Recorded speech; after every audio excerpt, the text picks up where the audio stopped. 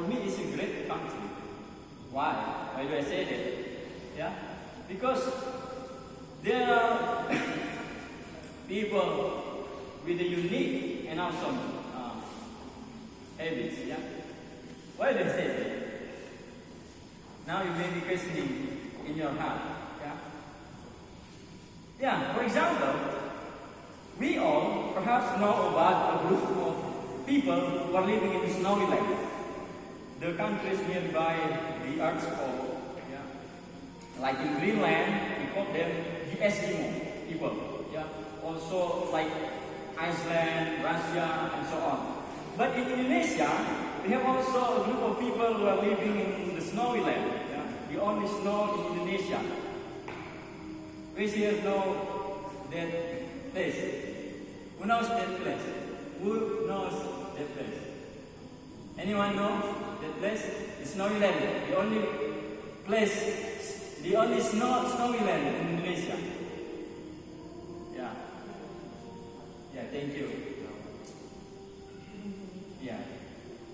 Jaya Mountain. Yeah. Yeah. They are living, some people with only using the koteka. You know the differences, yeah? When the Eskimo people using the super thick coat and jacket to keep warm their body, the people in the Jaya Mountain just using the koteka. You can imagine it. Awesome, right? Yeah. And like we are talking in this evening is the great some examples from the greatest man ever.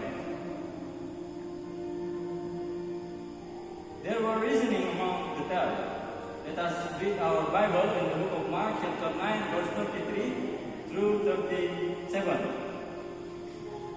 And he came to Capernaum, and being in the house, he asked them, "What was this that you disputed among yourselves on the way?" But they had their peace, for on the way they had disputed among themselves, who should be the greatest. And he sat down and called the 12, and said unto them, "If any man desire to be the first, the same shall be the last, and servant of all." And he took a child and set him in the midst of them, and he had taken him in his arms. He said unto them, "Whosoever shall receive one of such children in my name, receives me. And whosoever shall receive me, receives not me, but him that sent me." We are often being compared in our family, or in our company, in our class. Comparison is a thing that really close to our lives. Almost all of us ever be compared. Actually, comparison is the way to claim who the greatest. So here, when the 12 were reasoning about who the greatest, we find that Jesus didn't mention any name to answer their question. Yeah? But Jesus gave them the qualification of the greatest. He described like what the greatest is. He says, "Desire to be the first shall be the last, and servant of all." Does it mean that they have to cast out all of their desire to be the greatest? We cannot be the greatest. Is that mean? No, it doesn't. Because if we read the same story, the similar story in the other books, we will get the answer in our language. We call it like no pain, no gain. Because who wants to be the first shall be the last, and servant of all. It's the same that with no pain, no gain. Actually, who is the greatest? Let us read in the book of Matthew, chapter 11, verse 11. It says, "Verily I say unto you, among them that are born of woman, there has not risen a greater than John the Baptist. Yet he that is least in heaven, in the kingdom of heaven, is greater than he." Why did Jesus mention John as the greatest? Let us read. Yeah. Matthew chapter 11, verse, sorry, Mark chapter 9, verse 35, it's really before, and he said that in all the 12, and said unto them, if any man desire to be the first, the same shall be the last, and the one of all. If we read the whole story about John the Baptist, we will find the answer, because John the Baptist has suffered more than others. His life is full of his life was full of sorrow. Yeah, very sad. Yeah, his life is very sad. Yeah, if we read the whole story about John in the Bible. When Jesus' ministry has extended and Jesus became more popular, John was suffering. He was in a prison. He was, and then, killed by the heaven. He got many sorrows. As he said in the book of John, chapter 3, verse 30, he must increase, but I must decrease. Yeah? John says. Yeah. So it's like a slogan from John. He must increase, but I must decrease. Yes. He has a humility and humble heart and mind as a servant. So you find the qualifications are fulfilled by John the Baptist.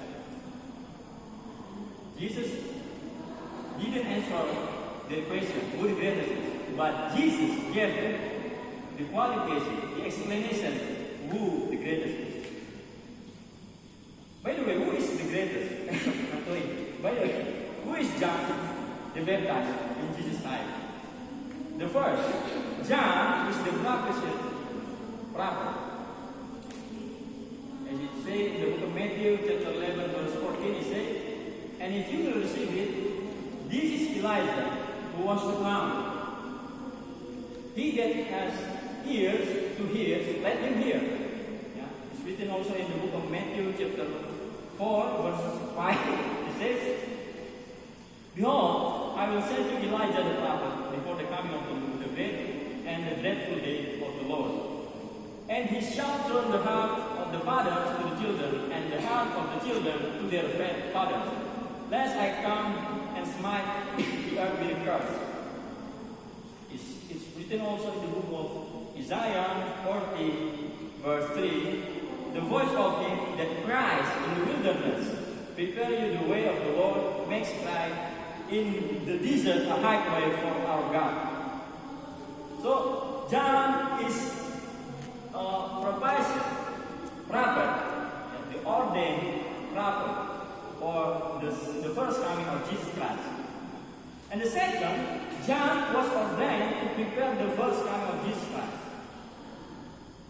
It says, but to what shall I liken this generation?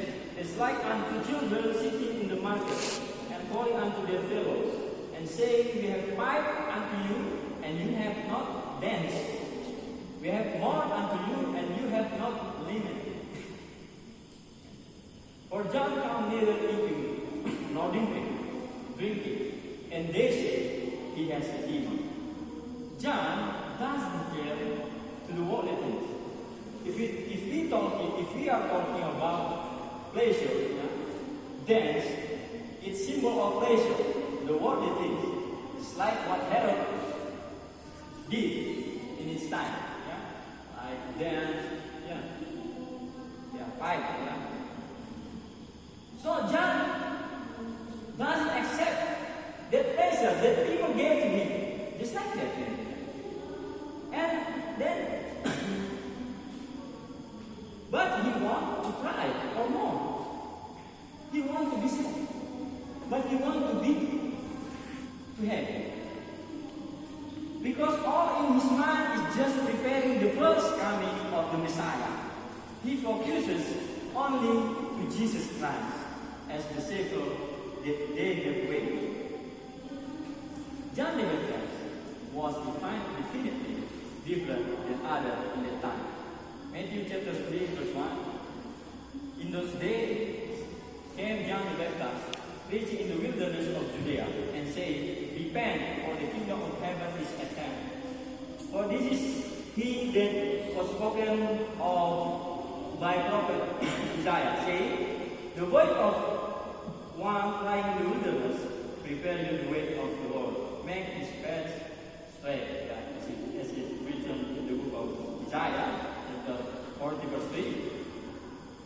And the same John had his clothing of camel's hair and a leather belt about his waist, and his food was locusts and wild honey.